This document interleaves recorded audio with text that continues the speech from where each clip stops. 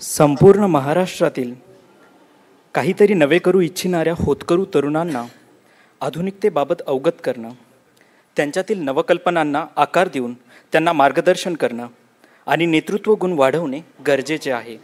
हा उद्देश लक्षात घेऊन आदरणीय पवार साहेबांच्या सहस्त्रचंद्र दर्शनाच्या निमित्ताने आणि त्यांच्या 6 दशकांच्या दैदिप्यमान कारकिर्दीला सलाम करण्यासाठी यशवंतराव चव्हाण सेंटर मुंबई यांच्या वतीने पवार साहेबांच्या आवडीचे विषय घेऊन Sharad Pawar inspire fellowship in agriculture, Sharad Pawar inspire fellowship in education, Sharad Pawar literary fellowship या 3 फेलोशिपची 26 नोव्हेंबर 2023ला घोषणा करण्यात आली.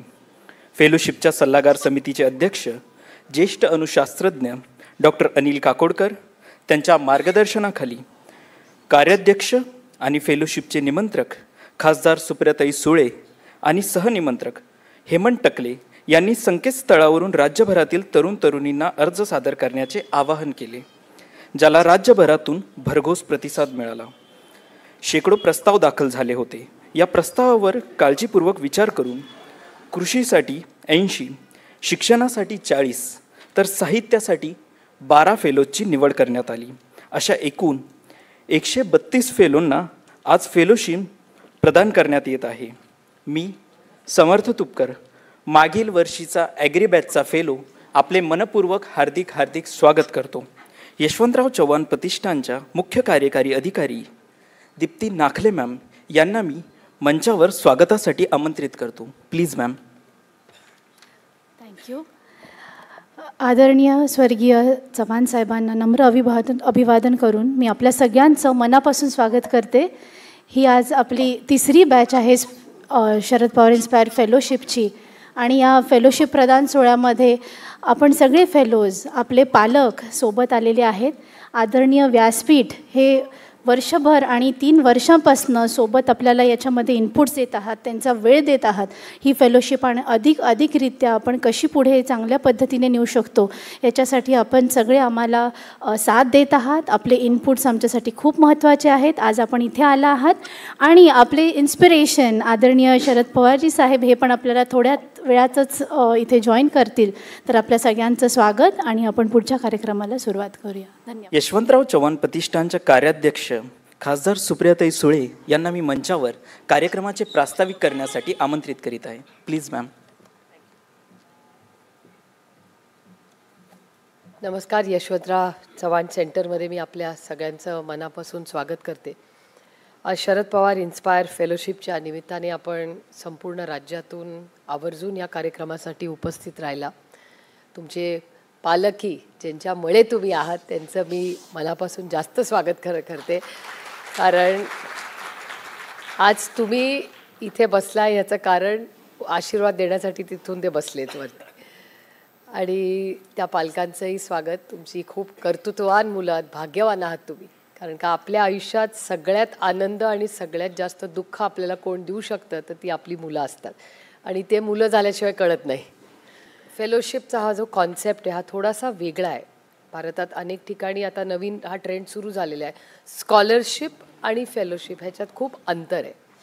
त्यामुळे आमच्या आधी मनात आलं होतं की एखादा अवॉर्ड किंवा स्कॉलरशिप करावी, का नंतर आमच्या लक्षात आलं ते करण्यात काही अनेक लोक हे करतात आणि काहीतरी आपण वेगळं करावं, म्हणून ती फेलोशिप हा कॉन्सेप्ट आमच्या सगळ्यांच्या मनात आला. आणि हे आल्यानंतर अनेक लोकांची मदत ह्या प्रवासामध्ये झाली आणि हे 3रं वर्ष आपण हे करतोय. आणि त्याच्या 3 भागांमध्ये तो विभागलेला आहे. एक म्हणजे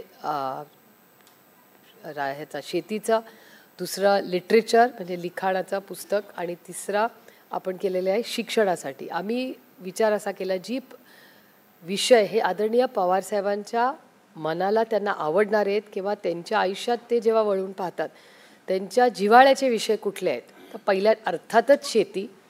त्याच्यानंतर त्यांना वाचनाची प्रचंड आवड आहे. आजही त्यांच्या बॅगमध्ये, त्यांच्या कधीही प्रवास करताना 1 किंवा 2 पुस्तकं त्यांच्या हातात असतातच. एकीकडे आर्टिफिशियल इंटेलिजन्सवर बोलता आणि दुसरीकडे मग प्रत्येकाला वेगवेगळ्या अशा छोटी बेटं असल्यासारखं जर शिक्षण द्यायला लागले तर मला वाटत नाही पुढचा भारत घडवण्यासाठी. कदाचित 10-20 वर्षापूर्वी या गोष्टी योग्य होत्या, पण आता तंत्रज्ञानामुळे आपल्याला हे सगळ्यांना मेनस्ट्रीममध्ये आणायचं असेल तर ह्या काही गोष्टी थोड्याशा आपल्याला बदलाव्या लागतील. असे अनेक विषय खरं तर आहेत. आणि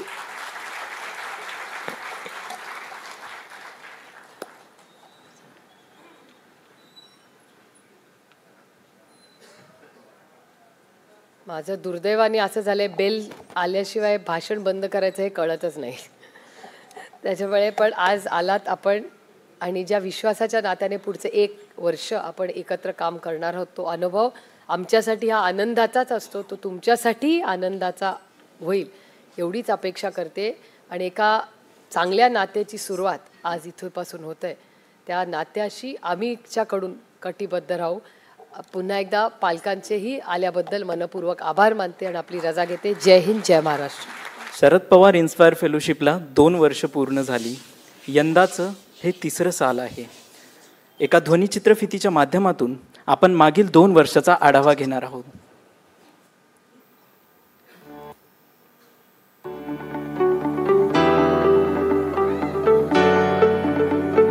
Sharad Pawar Inspire Fellowship, a journey from inspiration to excellence.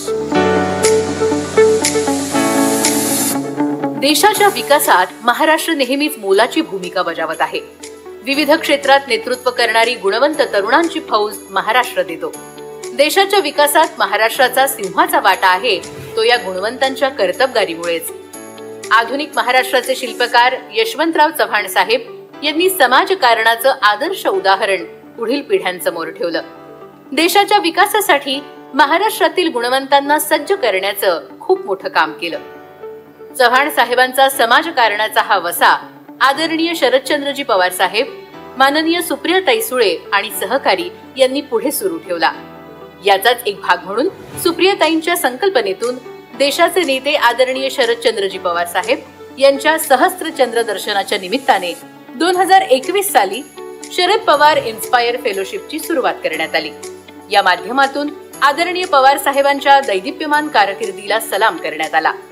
देशाच्या विकासात अतिशय सक्रियपणे सहभाग घेणारा गुणवंत कर्तबगार मराठी तरुणांचा टक्का वाढावा, त्यांना स्वप्न पूर्ण करण्यासाठी सर्वतोपरी सहाय्य मिळावं या उद्देशाने चव्हाण सेंटरच्या वतीने कृषी, साहित्य आणि शिक्षण या 3 महत्वाच्या क्षेत्रात फेलोशिप सुरू करण्यात आली. कृषी क्षेत्रातील मूलभूत संशोधनाला वाव मिळावा, तरुण तरुणींना नेतृत्व करण्याची संधी मिळावी या उद्देशाने Sharad Pawar inspire fellowship in agriculture सुरू करण्यात आली आहे.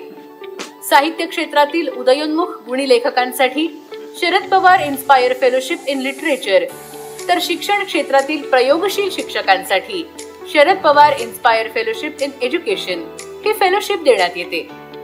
कृषी, साहित्य आणि शिक्षण क्षेत्रातील या फेलोशिपसाठी अर्ज मागवण्याची प्रक्रिया पूर्णपणे ऑनलाईन आणि पारदर्शक आहे. यासाठी राज्यभरातून अर्ज आणि प्रस्ताव सादर केले जातात. त्याला मिळणारा प्रतिसाद अभूतपूर्व असतो, याचा आम्हाला अतिशय आनंद आहे. दरवर्षी कृषी क्षेत्रासाठी 80, साहित्य क्षेत्रात 12 तर शिक्षण क्षेत्रासाठी 40 जणांना ही फेलोशिप दिली जाते. आवर्जून नमूद करण्याची बाब म्हणजे या 3ही फेलोशिपसाठी प्रादेशिक तसेच स्त्री पुरुष संतुलन राखलं जातं. यासाठी निवडलेल्या फेलोंच्या दर्जामध्ये तडजोड होणार नाही याकडे चव्हाण सेंटर लक्ष देतं. गेल्या 3 वर्षात सुमारे 9,000 उमेदवारांनी फेलोशिपसाठी नोंदणी केली. दरवर्षी मिळणाऱ्या प्रतिसादामध्ये वाढ होत आहे. यावर्षीही उमेदवारांचा उत्स्फूर्त प्रतिसाद मिळाला. यावर्षी 3ही फेलोशिपसाठी एकूण 3,063 उमेदवारांनी नोंदणी करून चव्हाण सेंटरला प्रस्ताव पाठवले होते. कृषी, शिक्षण आणि साहित्य या 3ही फेलोशिपसाठी स्वतंत्र निवड समिती आहे. त्यांना ज्येष्ठ शास्त्रज्ञ डॉक्टर अनिल काकोडकर यांचं मार्गदर्शन आहे.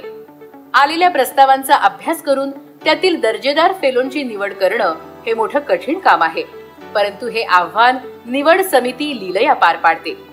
कृषी क्षेत्रासाठी प्राचार्य निलेश नलावडे, साहित्य क्षेत्रासाठी प्राध्यापक डॉक्टर नितीन रिंढे आणि शिक्षण क्षेत्रासाठी विवेक सावंत व सहकारी काम पाहतात. ही तज्ञ निवड समिती प्रत्येक प्रस्तावाचा काळजीपूर्वक अभ्यास करून निर्णय देते. त्यांनी या कामासाठी दिलेला वेळ, समर्पण मोलाचं आहे. त्यांच्यामुळे आम्ही कृषीसाठी 80, साहित्यासाठी 12 आणि शिक्षणासाठी 40 अशा सर्वोत्कृष्ट फेलोंची निवड करू शकतो, हे कृतज्ञतापूर्वक नमूद करीत आहोत. प्रत्येक वर्षी निवड झालेल्या फेलोंची नावे www.sharadpawarfellowship.com या संकेतस्थळावर उपलब्ध आहेत. ज्या उद्देशाने ही फेलोशिप सुरू करण्यात आली तो उद्देश सफल होत असल्याचं समाधान आहे. साहित्य क्षेत्रातील फेलो असीम चाफळकर यांचं जनुक कोशशास्त्र, मृदुगंधा दीक्षित यांचं करुणापटो आणि प्रदीप कोकरे यांचं खोल खोल दुष्काळ डोळे ही पुस्तकं वाचकांच्या पसंतीस उतरत आहेत. यासह शिक्षण क्षेत्रातील फेलोंच्या अभिनव उपक्रमांना वाहिलेलं नव उपक्रमांची नवल नगरी या पुस्तकातून हे फेलोशिप यशस्वी होत असल्याचं सिद्ध होतं. तसंच शेती क्षेत्रातील फेलोंच्या कल्पनेतून आणि संशोधनातून साकारलेले उपक्रमही उत्तमरित्या राबवले तसेच नावाजले जात आहेत. या फेलोशिपसाठी Pawar public charitable trust, agriculture development trust Baramati आणि सह्याद्री ॲग्रो नाशिक तसेच शिक्षण फेलोशिपसाठी MKCL फाउंडेशन यांचं अनमोल सहकार्य लाभत आहे. यासाठी अहोरात्र मेहनत घेणाऱ्या सर्वांचे मनापासून आभार. कृषी, साहित्य आणि शिक्षण या क्षेत्रांमधली गुणवत्ता समोर यावी यासाठी यशवंतराव चव्हाण सेंटरच्या वतीने हा पुढाकार घेण्यात आला आहे. महाराष्ट्राच्या कानाकोपऱ्यात दडलेले गुणवंत हिरे या फेलोशिपच्या कोंदणामुळे अधिकच झळाळून पुढे येतील असा आम्हाला विश्वास वाटतो. या सर्वांना फेलोशिप प्रदान करताना आम्हाला आनंद होत आहे.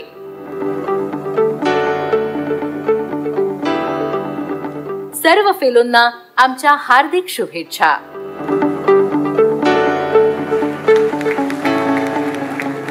व्यासपीठ म्हणणार नाही, मी याला स्फूर्तीपीठ म्हणेन, कारण इन्स्पायर फेलोशिप्स आहेत.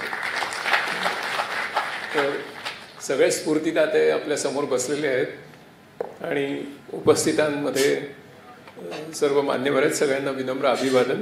प्रथमतः ज्यांना या वर्षीच्या शरद पवार इन्स्पायर फेलोशिप्स मिळाल्या आहेत त्या सगळ्यांचं खूप मनापासून अभिनंदन करतो आणि त्यांना ही फेलोशिप ही अधिक उच्च गुणवत्तेने जगापुढे यावी याच्यासाठी त्यांनी जसं विलास शिंदेंनी एक शब्द वापरला की झोकून देऊन करावं, तसं त्यांनी झोकून देऊन काम करण्यासाठी मी खूप मनापासून त्यांना शुभेच्छा देतो.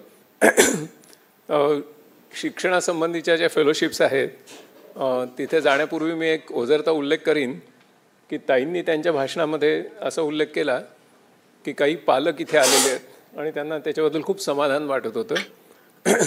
ताई, मला ना या सभागृहामध्ये एक बालक पण ऐकू येते, त्याच्यामुळे 20 वर्षानंतर कोण फेलो होणार आहे ते सुद्धा उपलब्ध आहे तिथे.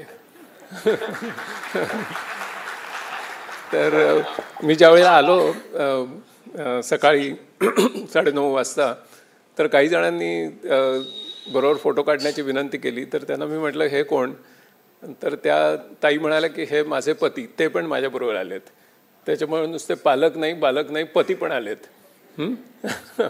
तर खूप वृद्ध असा हा सोहळा आहे आणि 2च दिवसांनी माननीय पवारसाहेबांचा वाढदिवस आहे. तर आपण सगळ्यांनी त्यांना वाढदिवसाच्या प्रथम शुभेच्छा देऊया.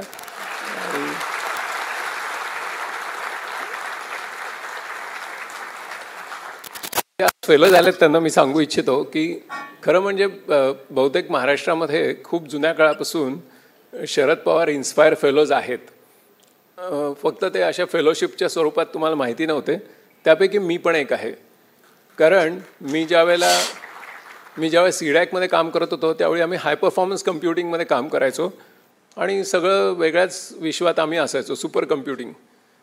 तर साहेब एकदा बघायला आले आणि ते असं म्हणाले की हे सगळं गावातल्या मुलांना स्वस्त दरामध्ये मराठी भाषेमध्ये त्वरित आपल्याला कसं शिकवता येईल. आणि ती माझ्यासाठी एक इन्स्पिरेशन ठरली आणि माझ्या स्वतःच्या जीवनामध्ये तो एक टर्निंग पॉईंट ठरला.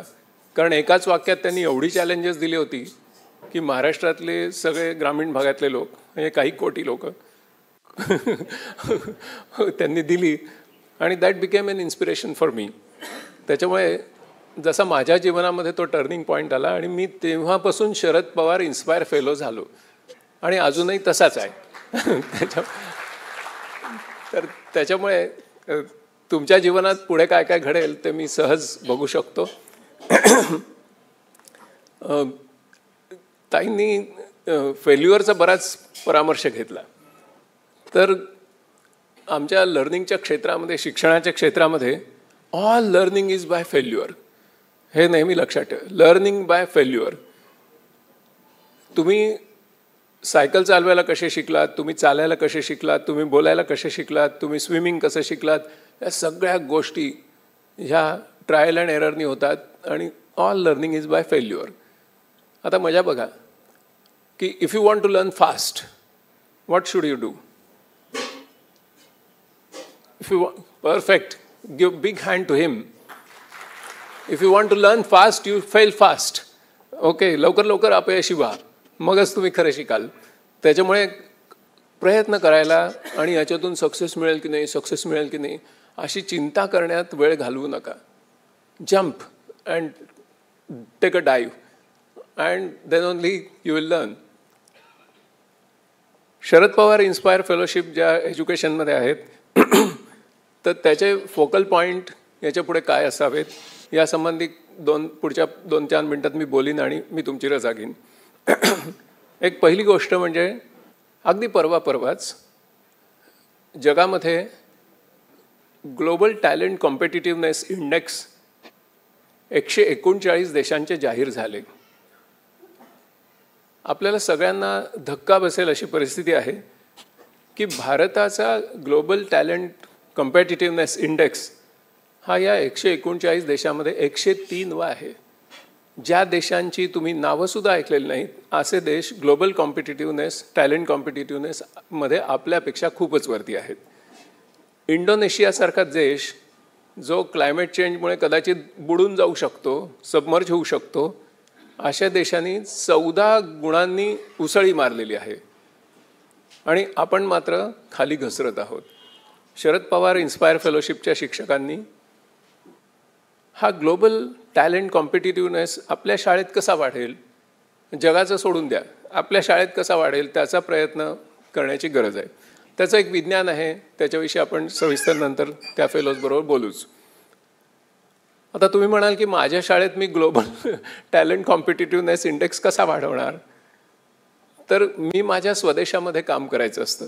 एडिसन काही प्रत्येक घरात दिवा लावायला गेला नाही. एक दिवा व्यवस्थित लागला, लोकांना स्फूर्ती मिळाली, त्यांनी जगात दिवे लावले.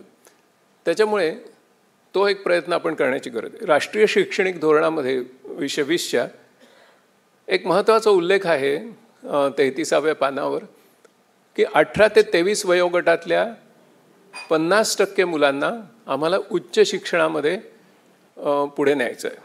चांगली गोष्ट आहे. आज त्यांचं प्रमाण 26.3% आहे. म्हणजे जवळजवळ उच्च शिक्षणात जाणाऱ्या विद्यार्थ्यांची संख्या आम्हाला 2035च्या आत दुप्पट करायची आहे. हे फार मोठं चॅलेंज आहे. आपण असं समजू की ते प्रत्यक्षात आलं, पण त्याचा दुसरा भाग आहे तो लक्षात घ्या. याचा अर्थ असा की 2035 सालापर्यंत आमचे 50% युवा हे 12वीच्या पुढे जाणार नाही आहेत. ते 12वीच्या नंतर त्यांना प्रगतीच्या संधी नाही. शरद पवार इन्स्पायर फेलोशिपमध्ये काही शिक्षकांनी असा निकराचा प्रयत्न केला पाहिजे की 9वी ते 12वी हा जो आता नवा अकॅडमिक बँड आपल्यासमोर नॅशनल एज्युकेशन पॉलिसीनी ठेवला आहे, त्या 9वी ते 12वी ह्या 4 वर्षामध्ये माझ्या शाळेतल्या प्रत्येक मुलाला मी स्वतःच्या पायावर उभं राहण्यासाठी कसं तयार करीन. दिस इज इन्स्पिरेशन. आणि हा एक सगळ्या जगात त्याचा प्रभाव पडेल. आपण एक व्यवस्थित शोध लावला तर त्याचा जगामध्ये प्रभाव पडतो, काहीच अडचण नाही. आम्ही जे डिजिटल टेक्नॉलॉजीचं शिक्षण देतो, तर परवाच रात्री माझ्याकडे इटलीमधून लोक आले. ते म्हणाले आमच्या देशामध्ये 50 लाख असे गरीब लोक आहेत की ज्यांना डिजिटल टेक्नॉलॉजी शिकून स्वतःच्या पायावर कसं उभं करायचं याची रेसिपी इंटरनेटवर आम्हाला तुमच्या साईटवर सापडली, म्हणून आम्ही तुम्हाला भेटायला आलो. म्हणजे मला तर आश्चर्यच वाटलं. तर सांगायची गोष्ट अशी की त्याच्यामुळे आपण तळमळीने ते काम केलं पाहिजे. अखेर शेवटी प्रत्येक शिक्षकांनी जो एक महत्त्वाचा धडा मगाशच्या आपल्या आझम कॅम्पसच्या ताई इथे बोलल्या त्यांच्यापासून घ्यायला हरकत नाही की एंट्रप्रेन्योरशिप कशी विकसित करायची आणि एंट्रप्रेन्योरशिप करून त्या मुलांना स्वतःच्या पायावर नुसतं नोकरीसाठी नाही तर एंट्रप्रेन्योरशिपसाठी म्हणजे स्वयंउद्योजक होण्यासाठी कसं उभं करायचं. आणि जसं विलासजी म्हणाले की त्यांनी दुसऱ्यांना कशा नोकऱ्या द्यायच्या, हे सहज शक्य आहे. याच्यात अवघड असं काही नाही. फक्त आपण सुरू करायला पाहिजे. आपल्या शाळेमधून सुरू करायचं आणि मग जग आपल्याला फॉलो करतं. शेवटचा एक मुद्दा मी असा करीन की आर्टिफिशियल इंटेलिजन्सचं मोठं चॅलेंज आहे. सध्या जगापुढे 2 चॅलेंजेस आहेत. एक चॅलेंज आहे ह्युमन स्टुपिडिटी आणि दुसरं चॅलेंज आहे आर्टिफिशियल इंटेलिजन्स. अशी मजेशीर 2 चॅलेंजेस आहेत. तर आईन्स्टाईननी म्हटलं होतं एकदा की 2 गोष्टी अमर्याद आहेत जगामध्ये. 2 गोष्टी अमर्याद आहेत. एक म्हणजे विश्व आणि दुसरं म्हणजे ह्युमन स्टुपिडिटी. आणि पुढे ते असं म्हणतात की म्हणजे मला फक्त पहिल्याविषयीच खात्री आहे. म्हणजे ह्युमन स्टुपिडिटी ही अमर्यादच असणार आहे असं त्यांना सुचवायचं होतं. तर त्याच्यामुळे ह्युमन स्टुपिडिटी कशी कमी करायची हा शरद पवार इन्स्पायर फेलोशिप समोरचा एक महत्त्वाचा मुद्दा आहे. आणि आर्टिफिशियल इंटेलिजन्सच्या दृष्टीने बघायला गेलं तर आर्टिफिशियल इंटेलिजन्स हा काही आपला शत्रू नाही, हा काही आपला स्पर्धक नाही, हा आपला विरोधक नाही, हा आपला काही कर्दनकाळ वगैरे असा काही नाही. तर तो आपला एक टिकाऊ असा भागीदार होऊ शकतो. आणि त्यामुळे मानवी बुद्धिमत्ता आणि कृत्रिम बुद्धिमत्ता यांची एक टिकाऊ भागीदारी आपण ह्याच्यापुढे मुलांना कशी शिकवायची हे एक चॅलेंज हे आपल्यासमोर राहणार आहे. आणि शरद पवार इन्स्पायर फेलोशिपमधल्या शिक्षकांनी ह्याचा विचार गांभीर्याने केला पाहिजे की खरोखर मानवी बुद्धिमत्ता म्हणून माझी व्यवच्छेदक वैशिष्ट्य काय आहेत. उदाहरणार्थ स्वप्न बघणं हे एक मानवी बुद्धिमत्तेचं व्यवच्छेदक लक्षण आहे. किंवा दुसऱ्याच्या चेहऱ्यावरचे जवळजवळ 7,000 अशी गेस्चर्स ओळखणं आणि त्याच्या भावभावनांचा उलगडा करून घेणं आणि त्याप्रमाणे प्रतिसाद देणं, अशा कितीतरी गोष्टी मी तुम्हाला सांगू शकेन. या व्यवच्छेदक लक्षण आहेत मानवी बुद्धिमत्तेच्या. आणि आता माणसांना चांगली माणसं करा हा शिक्षणाचा अजेंडा आहे. माणसांची यंत्र करण्यासाठी 20वं शतक खर्ची पडलं. त्यांनी माणसांची यंत्र बनवून दाखवली, त्यांना असेंब्ली लाईनवर उभं केलं अँड सो ऑन. पण आता माणसाचा अधिक सुसंस्कृत माणूस कसा करायचा, अधिक सर्जनशील माणूस कसा करायचा, कल्पनांचे अमर्याद व्यूह रचणारा, विचारांचे स्वतंत्र अभिव्यक्तीचे अमर्याद व्यूह रचणारी माणसं कशी तयार करायची, हा आता शिक्षणाचा अजेंडा आहे. आणि त्यांनाच फक्त नोकऱ्याही मिळणार आहेत हे मी तुम्हाला सांगून ठेवतो. त्याच्यामुळे ह्या दोघांची अत्यंत टिकाऊ आणि समाजाला उपयुक्त आणि उत्पादक अशी भागीदारी कशी करायची हा आता आपल्या शिक्षणासमोरचा अजेंडा आहे. काही शिक्षकांनी अशा दृष्टीने प्रयत्न केले तर सगळ्या शिक्षणाच्या व्यवस्थेला खूप मार्गदर्शन मिळेल. भारतातला प्रत्येक नागरिक हा एक म्हणजे ज्याला आपण म्हणतो व्हॅल्यू ॲडिशन, मूल्यवर्धक असा असला पाहिजे. आणि त्यांनी केवळ आपल्या परिसरातल्या गरजाच पूर्ण करायचं एवढंच नव्हे तर त्याच्यापेक्षाही जास्त बाहेरची जी मार्केट आहेत त्यांच्या ज्या गरजा आहेत त्या पण पूर्ण करण्याची क्षमता बाळगणं. आणि असं झालं तर अर्थातच म्हणजे इकॉनॉमी जी पुढे जाते ती केवळ याच्यामुळेच पुढे जाते. आणि हे करताना मानवाचं मानवीकरण हा जो दुसरा मुद्दा आहे हाही तितकाच महत्त्वाचा आहे. आणि म्हणून या शरद पवार इन्स्पायर फेलोशिपमध्ये एका बाजूला शेतीविषयक विषय आहे, पण दुसऱ्या बाजूला शिक्षण आणि साहित्य हे 2 महत्त्वाचे मुद्दे पण जोडले गेलेले आहेत. या ठिकाणी प्रस्ताव येतात आणि त्याचं एकच उदाहरण सांगायचं झालं तर मगाशीच बोलत असताना सांगितलं गेलं की भावनगरचा विद्यार्थी किंवा तिथल्या प्रस्ताव हा संस्थेकडे आलेला आहे. भावनगर हे महाराष्ट्रातलं शेवटचं टोक आहे. सगळा परिसर नक्षलाईच्या संकटात सापडलेला परिसर आहे. त्या ठिकाणी तुम्ही गेल्याच्या नंतर वर्णन होईल की ते जंगल आपल्याला पाहायला मिळतं. आणि कदाचित तुमच्यापैकी क्वचित लोकांनी वांगणागरांच्या लोकांशी सुसंवाद साधण्याची संधी प्राप्त केली असेल तर वांगणागरला गेल्याच्या नंतर अशी उंच देहकाठी, गोरापान रंग आणि त्या वनसंपत्तीच्याबद्दलची आस्था ठेवणारा हा वर्ग त्या ठिकाणी आपल्याला बघायला मिळतो. तिथपासून अर्ज या ठिकाणी येतात. याचा अर्थ आता ह्या कार्यक्रम महाराष्ट्राच्या शेवटच्या टोकापर्यंत पोहोचला आहे आणि त्याचा स्वीकार नव्या पिढीने केला आहे. या संबंधीचं दुसरं उदाहरण द्यायची गरज नाही. प्रत्येक क्षेत्राच्याबद्दल सांगता येईल. सर्व फेलोजना नम्र विनंती आहे त्यांनी पूर्ववत आपल्या जागेवर स्थानापन्न व्हावे.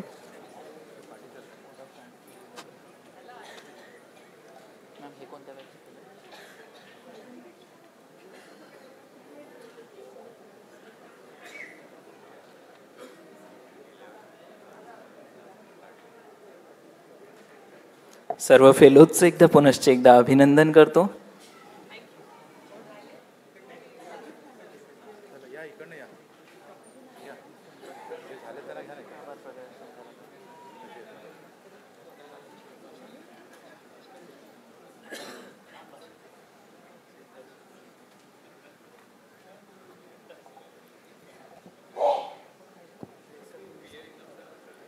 कृषी, साहित्य आणि शिक्षण तिन्ही विभागातील फेलोंचं मी मनपूर्वक अभिनंदन करतो. यानंतर कृषी विभागातील मागील वर्षीच्या फेलोंचा एक फोटो होईल.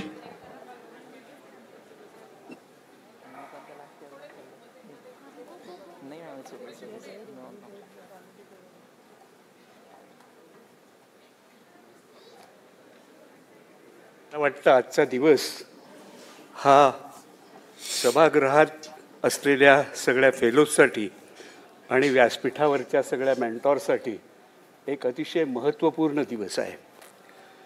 मी मगाचपासून विचार करत होतो की Sharad Pawar inspire fellowship a journey from inspiration to excellence हा प्रवास आहे. It's a dynamic concept. ही जर्नी आहे आणि आज या जर्नीमध्ये नवीन फेलोज जॉईन होत आहेत आणि त्यांचं स्वागत करायला त्यांच्या अगोदर या प्रवासात सहभागी झालेले प्रवासी त्यांना बरोबर घेऊन जाण्यासाठी पुढे जात आहेत आणि तुम्हाला हिरवा झेंडा दाखवण्यासाठी ही सगळी मेंटॉर मंडळी या ठिकाणी बसलेली आहे. मला वाटतं काकोडकर सरांनी आपल्या भाषणामध्ये ज्याचा उल्लेख केला ते सामाजिक परिवर्तन. राजकीय परिवर्तनाबद्दल मी बोलणार नाही कारण तो बोलण्याचं हे व्यासपीठ नाही. परंतु संस्था ज्या मोठ्या होतात म्हणजे स्वर्गीय यशवंतराव चव्हाण साहेबांचा जो आदर्श होता आणि जो पवारसाहेबांनी पुढे चालू ठेवला तर केली पुढची काही शतकं जेव्हा हा सगळा विचार पुढे पुढे जात राहील त्यावेळेला आपल्याला ही जर्नी कायम आठवण देत राहील की असं काहीतरी समाजामध्ये घडलं पाहिजे की न जाणं कदाचित 2-5 हजार वर्षानंतर जर कुठे उत्खनन झालं आणि त्याच्यामध्ये हे जर सापडलं तर त्याच्यामध्ये आपल्याला निश्चितपणे असं म्हणता येईल की हा एक अतिशय सुंदर प्रवास होता आणि ह्या प्रवासासाठी तुम्ही सगळ्यांनी जी मनपूर्वक साथ दिलीत त्याबद्दल चव्हाण प्रतिष्ठानतर्फे मी आपल्या सर्वांचे मनपूर्वक आभार मानतो. कारण तुम्ही फेलोज आहात त्यांच्यावर हा सगळा समाजाचा गाडा आपण पुढे नेण्यासाठी उभे आहोत. या कार्यक्रमासाठी खरं म्हणजे औपचारिकपणे आभार मानायचं हे व्यासपीठ नाही पण आदरणीय पवारसाहेब, आमचे मेंटॉर डॉक्टर अनिल काकोडकर, विवेक सावंत ही सगळी मंडळी जागतिक पातळीवर मान्यता पावलेली श्रेष्ठ मंडळी आपल्यामध्ये आलेली आहेत. डॉक्टर अजित जावकर, सह्याद्री फार्म्सचे विलास शिंदे, SN पुरी, शंकरराव मगार, प्रशांत कुमार पाटील, डॉक्टर नितीन रिंडे, प्राध्यापक निलेश नलवडे, श्री नरेंद्र मुरकुंबी, आपण या सगळ्यांनी आणि याच्यामध्ये मी तर असं म्हणेन की चव्हाण प्रतिष्ठान आज खऱ्या अर्थाने वैचारिकदृष्ट्या आणि सांस्कृतिक जीवनामधल्या एका ठेव्यासाठी एक फार मोठी श्रीमंत संस्था झालेली आहे. कारण हे सगळे आमचे ॲसेट्स आता तयार झालेले आहेत आणि ह्याच्यामधून आम्हाला भविष्याची बांधणी करायला खूप खूप मदत होणार आहे. आपल्या सगळ्यांचे पुन्हा एकदा मनपूर्वक आभार मानतो आणि सामुदायिक राष्ट्रगीतासाठी आपण सगळ्यांनी उभं राहावं अशी विनंती करतो. राष्ट्रगीताच्या पूर्वी छोटेसे उल्लेख इथं करायला पाहिजे. सगळ्यांच्या कॉन्ट्रीब्युशनचा उल्लेख झाला. आमचे एक सन्मित्र जे ह्या फेलोशिपमध्ये सुरुवातीच्या काळापासून खूप मोठं योगदान देत होते ते आदरणीय हरी नरके यांचं दुर्दैवाने निधन झालं. त्याची नोंद केवळ आपल्यासाठी या निमित्ताने करतो आणि सार्वजनिक राष्ट्रगीताने या कार्यक्रमाचा समारोप करूया. जनगण मन अधिनायक जय हे भारत भाग्य विधाता. पंजाब सिंध गुजरात मराठा द्राविड उत्कल बंगा. विंध्य हिमाचल यमुना गंगा उच्चल जलधि तरंगा. तव शुभ नामे जागे तव शुभ आशीष मागे. गाहे तव जय गाथा जनगण मंगलदायक जय हे भारत भाग्य विधाता. जय हे जय हे जय हे जय जय जय जय हे.